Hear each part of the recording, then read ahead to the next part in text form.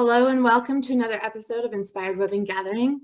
This is a show that talks about all things from life, relationships, spirituality, business, and everything in between. Women inspire me through their stories, their resilience, resourcefulness, tenacity, and the powerful movement that we make in the world. I love connecting and having deep conversations, sharing with you the women I'm so blessed to know and who inspire me, especially as we navigate through this deep unknowing in our world today. My name is Dixie Bennett, and I'm your host, and I'm a soulful woman and wealth coach and healer, helping you live an abundant life. I created this platform to highlight amazing women who I come across and connect with, and I hope you enjoy them as much as I do. I am so excited for my next beautiful guest, a longtime friend of mine, Sandi Neilson, and our topic today is art of homing. In early 2018, Sandi's life turned upside down. Her successful 15-year business coaching practice emptied out, and her attempts to manage this and other factors in her life added to her going into a crippling health spiral. Through this, she discovered self-love and began manifesting true self-care. Her world changed and opened up in the most extraordinary, enriching ways. Sandi's business of meaningful work now focuses on helping creators, innovative and natural initiator types live soul satisfied. Her work as a quantum creation oracle offers soul gift and higher calling readings and support. She also helps women discover their inner essence and master the art of true self-care. Currently, she is helping people create new experiences around spending time at home through her video mini-series on the art of homing. Sandi lives in sunny Marlborough, New Zealand, and is excited about her debut visionary fiction novel being launched later this year. Welcome, Sandi. I'm so happy to have you. Hi, Dixie. Hi, viewers. It's wonderful to be here. Thanks for the invitation. So let's just dive into something. So I've known you for a little while, and we have talked. We spent hours and hours talking about anything and everything, which I absolutely enjoy every minute. And we never run out of things to talk about, and that's one of the things I love about you. We have a very interesting conversation, so I'm excited to allow that to unfold today. Why don't you tell us a little bit about, because 2018 was your big turning moment into this brand new work. And yes. So why don't you tell me a little bit about who you were before and just some of the things that kind of led to this turning experience that now shifted your life. Okay. So I guess it started back, and really it brings in the theme that we're talking about, is that it was a long way for me to come home to myself, because I kind of left myself as a child. I didn't have necessarily a tragic childhood. Sure, I had traumatic events happen in my childhood, but my childhood was reasonably good, except that I recognized very early on that I was different to everyone else around me. And that kind of manifested itself in one day. I was about 14 when I was journaling, just learning how to journal. And I suppose you could call it like this conversation with God or what have you that came in. And I asked the question, what's my life going to look like? And then the answer came back to me was, how would you like it to look?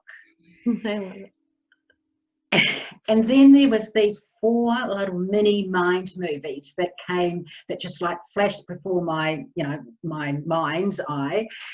And they were four very, very different ways that my life would show up. And they were all about me being someone. So I was going to be an artist who had people look at my work on a world stage. People from all over the world would look at my work.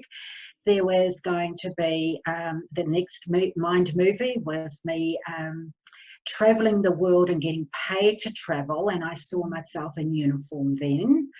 The third mind movie was me being happily married to a farmer, or living on a farm with 2 children. And the fourth one was being a successful businesswoman, where I was a respected part of the community. So I kind of just sort of thought, oh, well, that's, here I am, 14, 16, or how old, just a mid-teen there, and thinking, oh, that's quite exciting. I wonder which one I'll end up doing. Well, fast forward, when I was 40, I ticked off them all, except for the one being married to a farmer and having 2 children. I was never blessed with children, but we ended up having 2 fabulous animals that we were kind of our babies, our kids sort of thing. We had them for quite a number of years. So, and then at 40, I had nothing. I didn't actually work towards any of those visions. They just, every so often I would sort of check in and think, oh, I'm doing this, I'm doing that. I joined the military and I traveled the world and I got paid well for it, and I was in uniform. I found when I was in my early 20s, I found that I was a fibre artist, and I worked on a project that ended up being part of the Shakespeare's Globe Theatre hangings, which are part of the Globe Theatre now. And so people, even though my name's not up there, people all around the world look at those hangings, and so there were variations of each one of those themes that came up. So when I was 40, and by that time I'd had a small business, a bricks and mortar business. I was kind of a bit of a hub of the community in a holiday town close to where I live now, and people used to come to me for all sorts of advice. I had a combination postal agency, a pharmaceutical or drugstore, as you call them over there, and gifts and arts and giftware shop, etc. And I also ran a little bit of a small business services at the back, because while I was learning about running a business, people started coming to me for, well, how are you doing this? How are you doing that? And etc. So I sold that. I had this guidance that said it's time to sell up. So I sold, and I did it in a slightly unique way. I groomed the business. I chose the person that I would want this business to be sold to. I groomed the business to fit them. And they bought it, or bought the part of the business that I wanted them to buy. I took the business services part of it and worked from home for a little bit, and I ended up being a business facilitation a business training facilitator. And doing that for a year or so, I ended up managing. They asked me to set up a government funded business centre for the local businesses. And people started calling me a coach, and I did not like that term at all. I'd had a really terrible experience with a coach, and I certainly didn't want to be like them.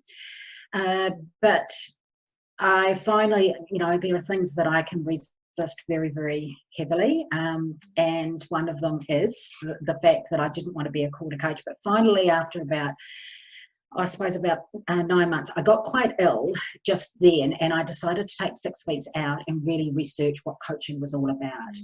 And that was the first time. So I chose an organisation that I felt was highly reputable. And within the first class, I knew I'd come home to a philosophy of how people could live and how you can support someone. And that was the start of my coaching practice, helping other business owners go to the top of their game. And that worked for 15 years to a good degree. But I noticed at the end of that that I can get bored quite easily, and I noticed that I was often much more invested in their progression as a person than what they were. And I also noticed that, I was very much aware that your business cannot grow, your business cannot be healthy unless you have a healthy relationship with yourself. So, the relationship you have as the leader of your business is very, very reflective of that. But I didn't have the tools, etc., to help my clients see that, not realizing, of course, that they have to come to the water to drink, as the saying goes. You can lead a horse to water, but you can't make them drink. And then at the end of that 15 years, as you spoke of before, things fell apart. I had clients that were with me for 15 years. They went to the top of their game, and then all of a sudden, things, they have sold their business, or they moved on, or they changed, and then in my practice kind of just emptied out. And I tried really, really hard to bring in new clients, and not realizing that I'd actually changed, and that those people weren't my community anymore. And the further I tried, or the harder I tried, the more it became, the more it put a stress on my body. And that's when the complete decline came. And one day I was so unwell. It was the beginning of sort of like I'd hit rock bottom, and I was crawling between the bathroom, ensuite bathroom, my bedroom, and the chair I couldn't stand up. And I was thinking, wow, my world has really got so small. How am I going to manage this? How am I going to handle this? And this voice said, well, loving yourself would be a good start. And that started me really saying, right, not do anything, a business, don't try and set up a practice. Focus on myself, and virtually that's been my main focus. So I needed to come home to myself on the truth that we must be self-loving to be able to love to love the work that we're doing, and put love in the work that we're doing, so that it does not deplete us but sustains us and supports us, as well as supporting the people that we're actually supporting. So that's kind of a long story to sort of like how we got to where I am now, which of course all the work that I did got me closer and closer to me understanding my soul and my soul purpose. I already knew my life. Well, at the beginning of that, I knew my life purpose was to expand the love, and I just went deeper and deeper until I discovered that one of the easiest and best ways to live your life is to be soul aligned. Yes, absolutely. I want to just go back to just for a minute to that 14-year-old girl, because it sounds like what you shared, and we have kind of talked about that in past, but I wanted to go back to that 14-year-old girl who saw those mind movies. And did you have any inclination, like what did you feel as a 14-year-old seeing those play out? To me it was so matter of fact. I thought everyone had these visions, and I didn't think much of it. And it wasn't that I worked towards everyone; they naturally unfolded. I've always had this innate sense to follow my nose, just follow the signs. Interesting enough, the more that I got into business, the less I did that. And that was kind of part of my, de-evolution of self, my deconstruction of myself, a couple of years ago, is because I had left behind too much of my innate understanding of just going with the flow, knowing what signs are signs and what aren't. And I just tried to push through using conventional stuff, and to my peril. Well, of course it's not, because I've now found a path that is much more satisfying and fulfilling, and definitely soul satisfying and soul supporting as well. Well, and going back to just the other stages, like at what point, I know you mentioned at 40, but when were you aware of these mind movies that they were actually playing out? Did you have like a memory? When they finished, and when each one of them, like the first one was traveling the world and being paid for it, and being in uniform. That was the first one that rolled out, even though it wasn't the first one that I saw. It was and I was sitting, of all places, I was sitting on the tarmac in a place it was in Bahrain, or one of those Middle Eastern places where there had been a hijacking and we'd been diverted. And it was quite a scary place, a scary time, because as the military, we're in sort of like foreign territory. We've been guided by, we had these military fighter jets from one of the countries sort of escorting us down into a particular airfield. And I just got this flash. This is it. This is your first one. And I realized that I was living that vision. I was traveling the world. I was literally sitting on the other side of the world in the middle of a desert. And it was so that was the first one. And I thought, oh well, that's interesting. I remembered that from 14, and I just forgot about it. And then did you follow your intuition? Like, was your intuition a part of your military experience, or did you? Yeah, I'd followed my nose right the way up until I was about 32 when I bought that first business. So it was like, I didn't realize I was following my intuition. I just thought this is what everyone did. Everyone does. This makes sense. I'll do this. This makes sense. I'll do that. Or I get sort of, and it took me a long time because I'd grown up where it was a very masculine society on a farm, and it was what you did was applauded. What you achieved in the physical sense were applauded. The skills like your artistry or intuition were just not even mentioned. So I kind of just shut it all away, especially when I realized as a kid that I was thinking different. I wasn't like everyone else. So I sort of tried to, that's the old story, trying to fit in. So you sort of shut off that side of you. So when I did when I got the artist, I'd flown down, relocated in a different part of the country, and I just happened to walk past a display of the Embroiderers Guild and Fibre Art Guild, and I just got, you got to try that. And 4 years later, I'm part of the team that is being selected to do this piece of work on, this larger piece of work. So, and then when it was up, when my mother went and saw it several years later, I've never seen it actually up at the Globe Theatre, but when my mother went and saw it, and she, in those days it was faxes and that, and she said, I saw it, and she said, I couldn't help, I kept saying to everyone, my daughter did that, but my daughter did that. And I got this whoosh again. That's your second one. It was sort of like this magic, boom, oh yeah, there's the next one. And then of course the next one was actually buying a small farm and what have you. And then when I was 40 and I sold my business, that was when the last sort of like, you've done that.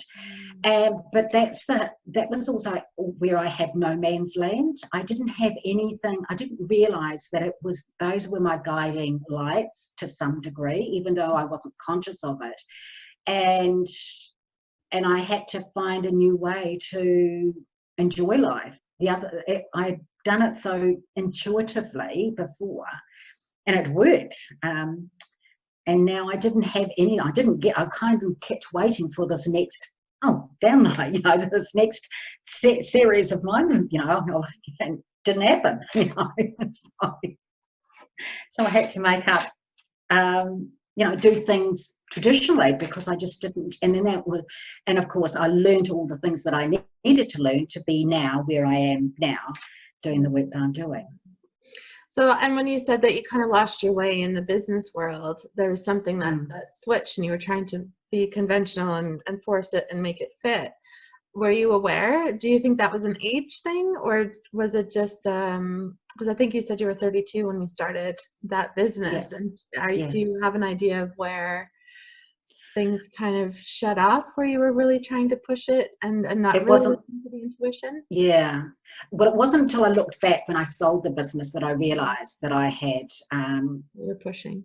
I had pushed it, and those habits, I thought I was doing good best practice. I was following best practice for business, and they worked, but I've now since realized that they only can work in tandem with something that is far more timeless and energizing. and they will work to a certain level on their own. But if you want to really get to here and have soul satisfaction and real nourishment and be living soul aligned, then you've got to use that as your main vehicle, and then use to me, it's about using those conventional ways as a way to enhance what you've for the current situations that you're in.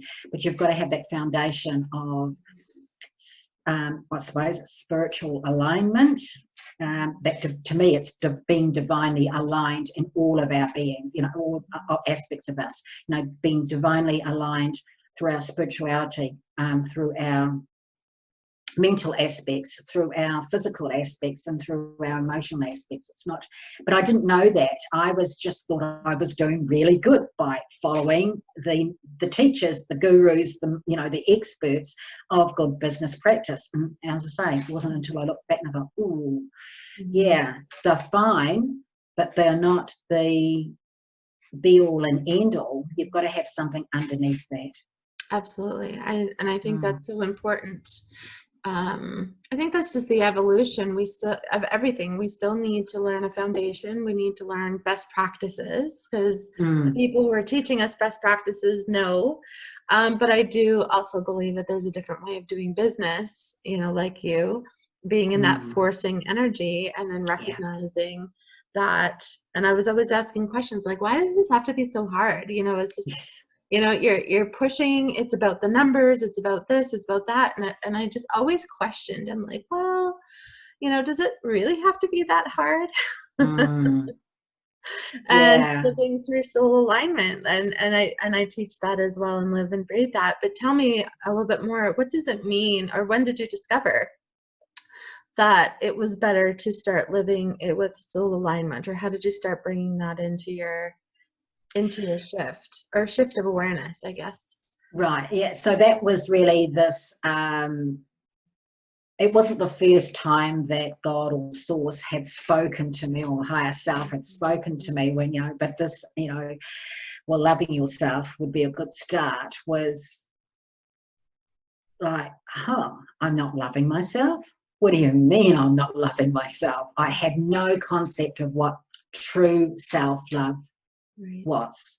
I was appreciating myself. I was self-caring in what I call the conventional sense of self-care. Now, a lot of people think that self-care is taking time out to have a bubble bath, or to go and have dinner somewhere, or that's a physical activity of self-care. But to me, self-care is the true coming home to self and caring for self, which is the whole self, the spiritual aspect of us, the mental aspect of us, the physical, yes, aspect of us, and the emotional. That is all self-care. So to me, if we don't live a life that is 24/7 self-care and true self-care, then we are denying ourselves self-love at that level.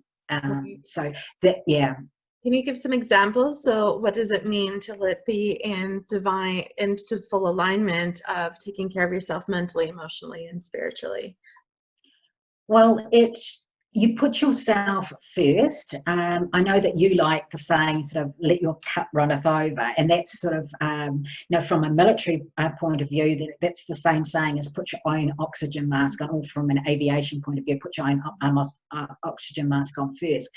But it's until you are aligned with taking care of each aspect of yourself each day before you go out into the world.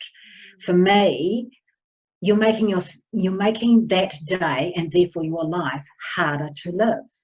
So, for instance, in the mornings, the first thing when I do, as soon as I'm consciously awake, or just I'm giving thanks for the breath, because breath means life. And then I go through my own rituals in the morning and that can be quite short or quite long. I don't have a specific timeline.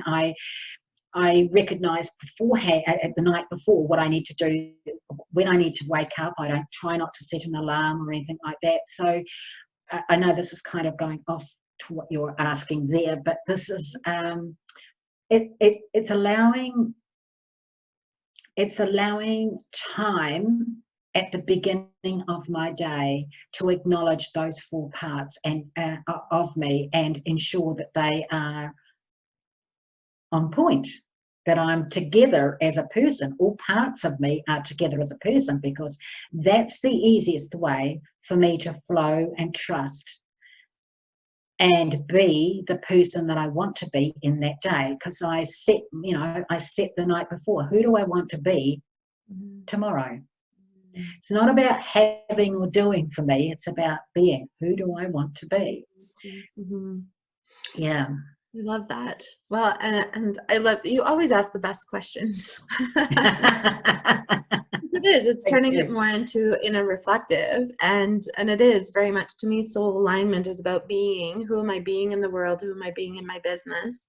Who am I being in my relationships? And how do I want to show up? So, and I know that you know, the art of homing is very big in your life in all aspects. And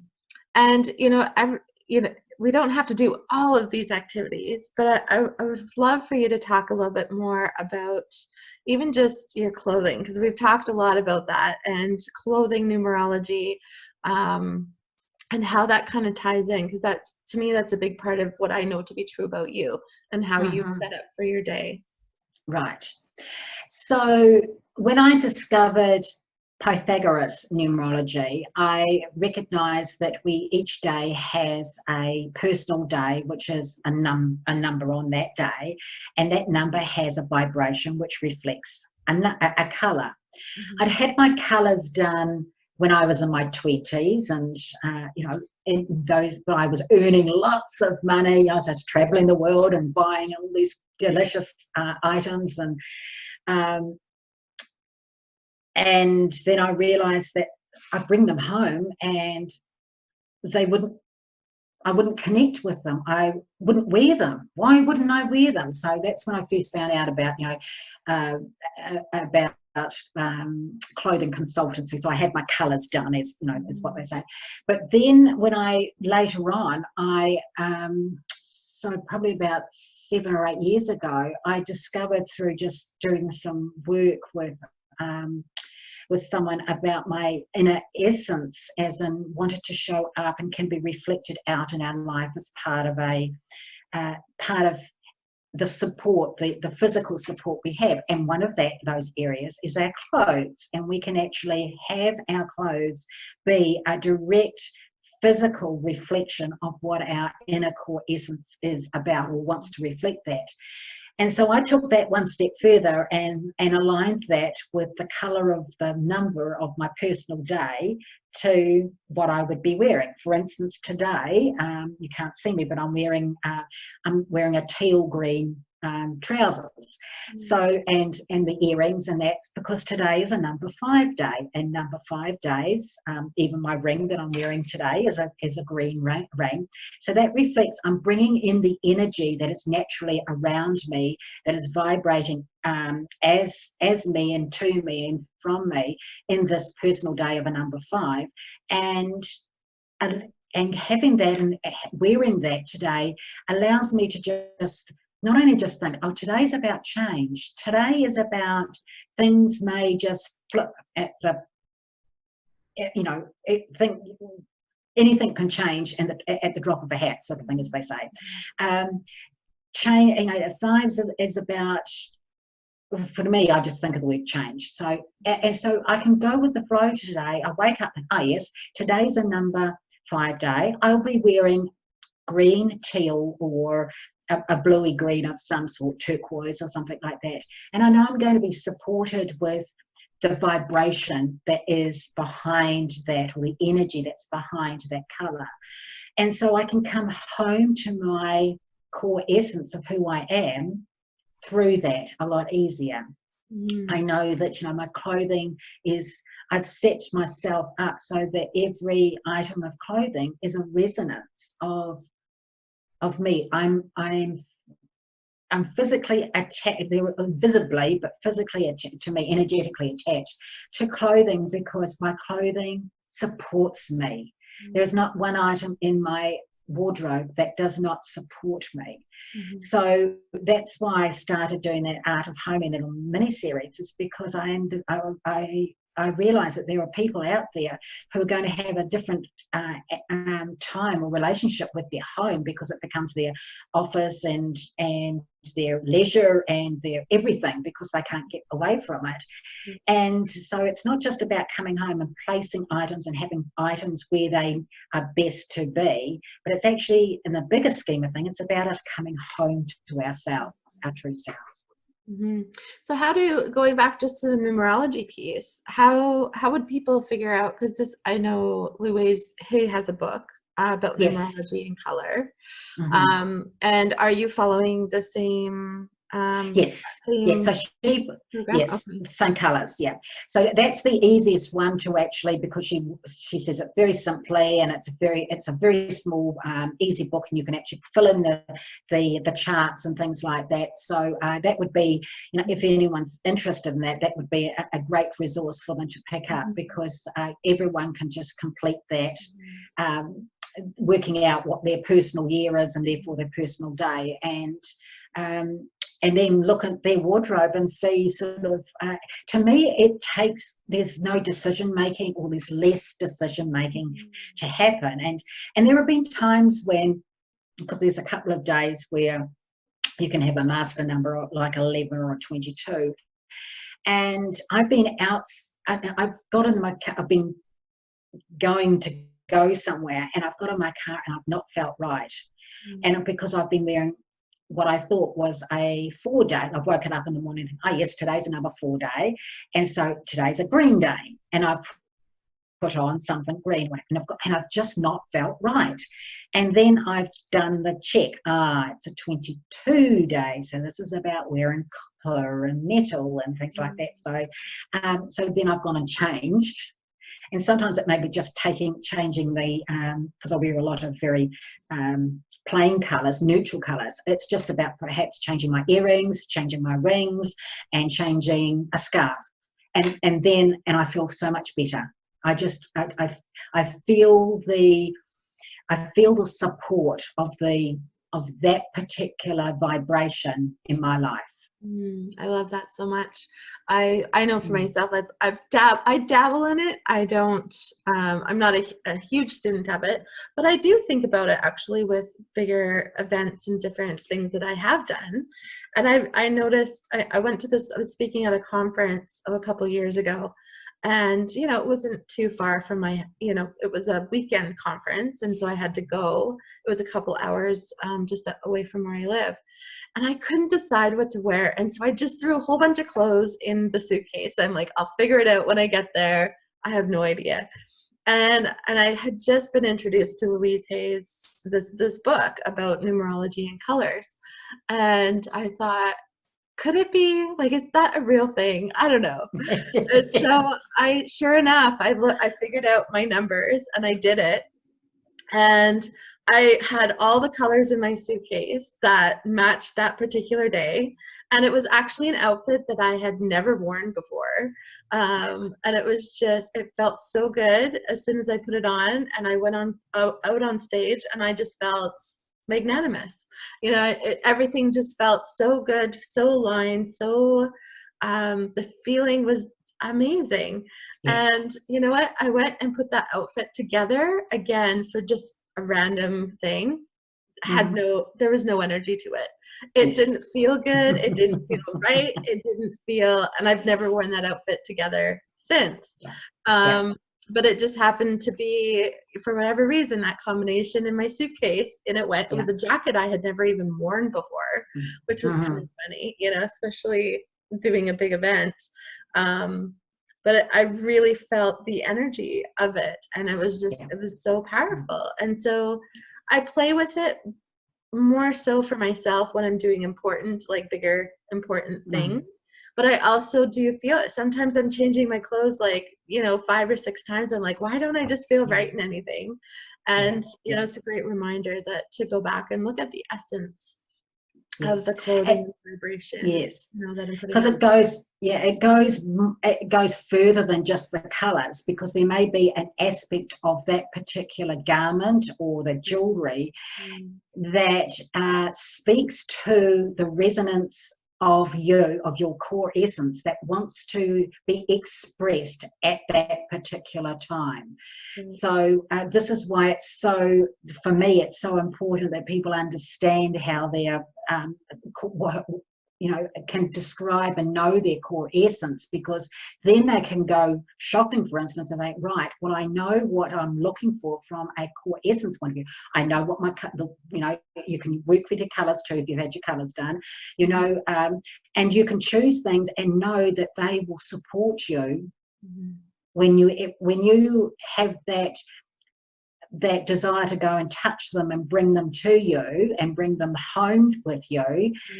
You are bringing them into your field of energy, and you put an attachment, you put your love into it, you put your essence into it, if it's the right thing. If it doesn't work for you, then after a while you won't feel anything to that item. But people keep many items long after than what they actually. Well, certainly I'm always on homing or rehoming, because we're not taught that every item in our possessions, all our possessions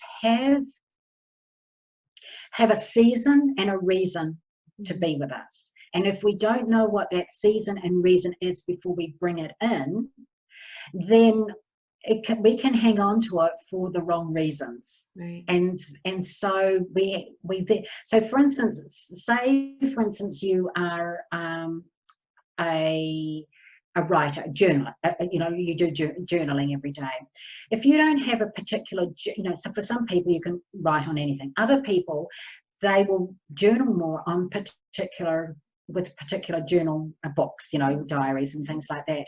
And they might have certain pens. Well, they'll go and buy a pen and they bring it home, and they may spend, a few dollars, or, $20 or $30.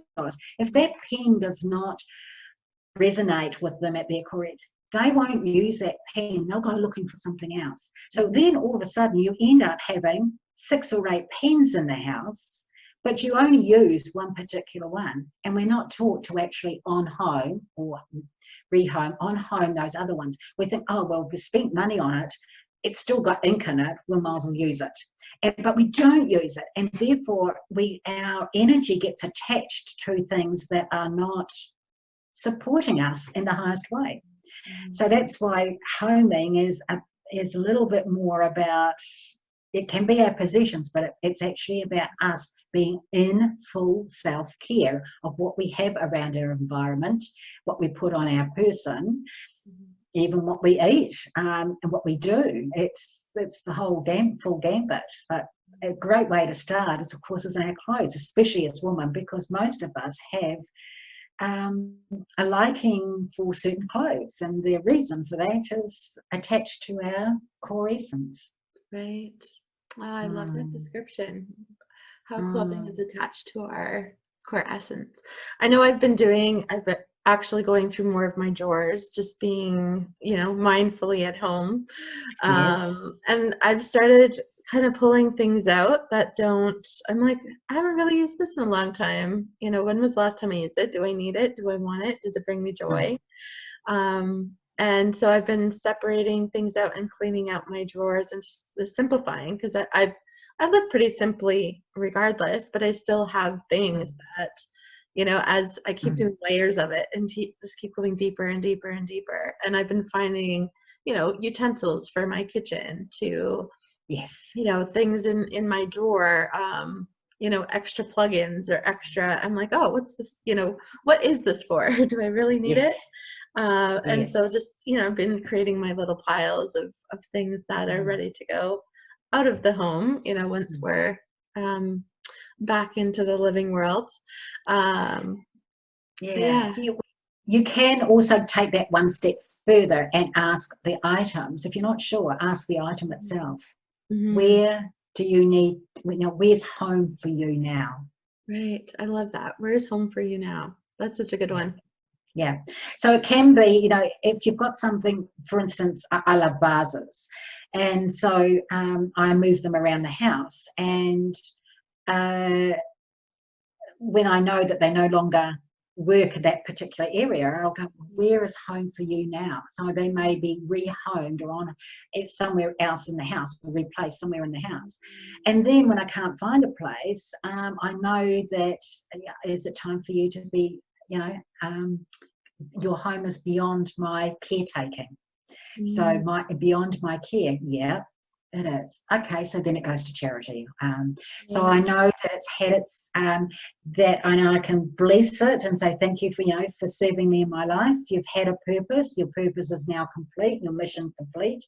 I now hand you on to the universe to look after in whatever way it wants to, and presumably you'll find the right home. So it's out of my care, and I can just then, because a lot of we do, unless we do rituals, I think are very important, because when we've put so much into purchasing something, we've used our livelihood, the state of being alive, the way we earn our money.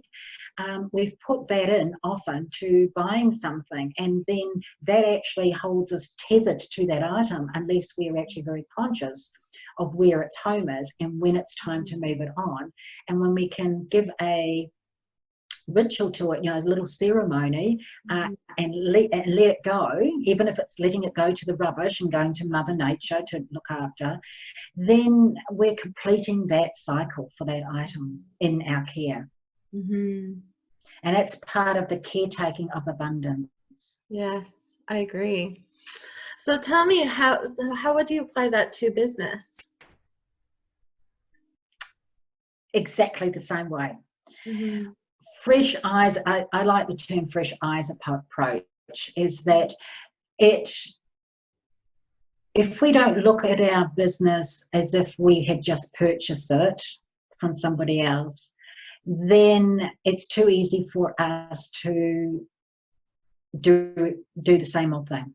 Just like I did, trying to push hard to bring the same clients in that I'd had before, not understanding, of course, that I had evolved as a person and therefore my community had changed. It's the same thing, as that our business has energy. It has its own entity, even though we're tethered to it.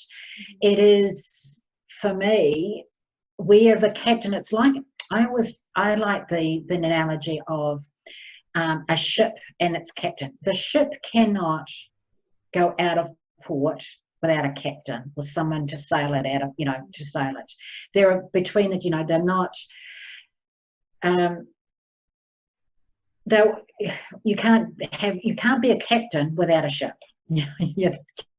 I've known captains, they're terrible on land after a while because they haven't got their ship to actually.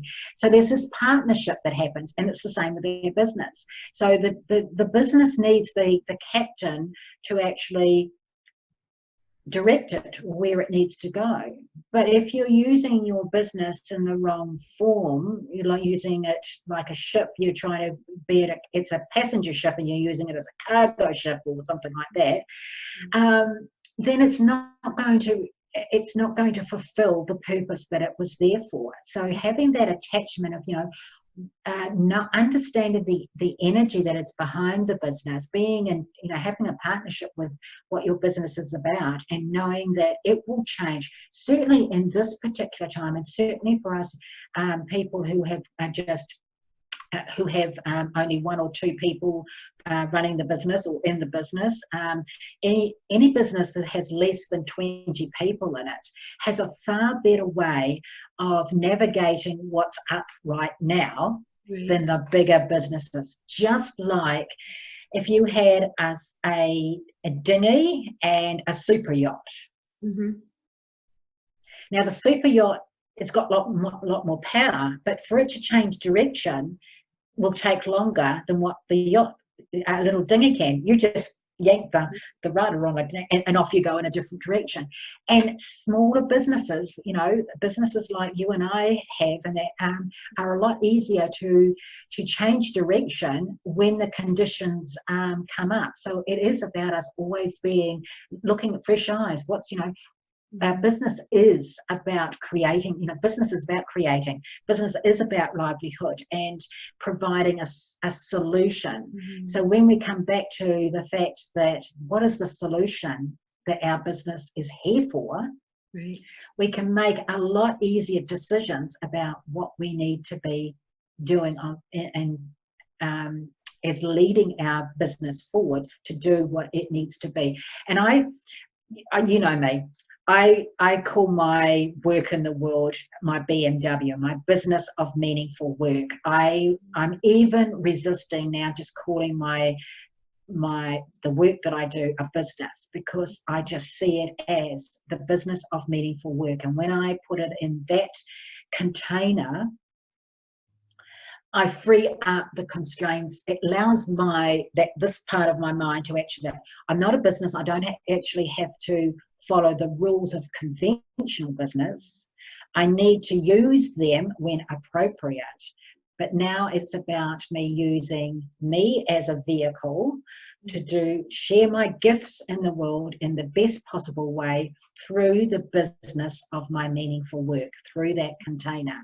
And it's easier then to be guided to where you need to be, or the solution, where the solution is, what you provide as a solution. Yeah, business is meaningful work. I love that. Yeah. I love even just, I call it the soul of the soul consciousness of your business, and learning how to tap into, what is it? Where does the business want me to go today? Or what does the business want me to, where do I need to deliver today? Or where should I show up today? Yes. And that to me is the pathway to abundance, because when we're in partnership and communion, or union, we're designing something on a much bigger platform. We need the skill set, we need the tangible pieces. But once we've got that, then the next level is to really be in partnership with the business as a separate, as I call it, the friend, right? It's like that, have that relationship where you sit down and actually have a conversation, whether it's with your money, with your business, with the items on your task list, like what is important? Where do I want to go, and where do I want to be today? Yeah, so even things like, immediately I hear the word task list. Well, to me, that's a conventional business term that doesn't bring an ease. Great. So I've changed mine to, what's my intended highlights for today list. I've even gone beyond, I used to do it for, having a success list. And then, these are the successes I want to have in my day, write them down, and then tick them off. Don't cross them out, because when you're crossing them out, you're actually devaluing their part in the life, in your day, in your life. So when you tick them off, then you can see that you have checked off that success, and you write it as a success that's already completed. For instance, you have to, if one of the things that will help your business move forward is make 3 phone calls to potential clients, for instance, 3 cold calls, let's say. Let's use the old, the conventional connection term. calls. Just call them connection calls. Yeah, well now we call them connection calls, yes. Yeah. So, but you would write, had 3 amazing connection calls. And you write that as a statement, because then the brain goes about, this is using the brain technology, the mental game, the brain goes about you actually, all by itself, you doing that. Whereas when you say, when you say 3 connection calls, It's like it has to step back, whereas when you've actually made it a statement, it's already It's amazing. happened. Yeah, you've pre-played it, yeah, and now you're just replaying it in reality. So I've taken that success list and I now call it my intended highlight list. So every day I write down what are the intended highlights of my day.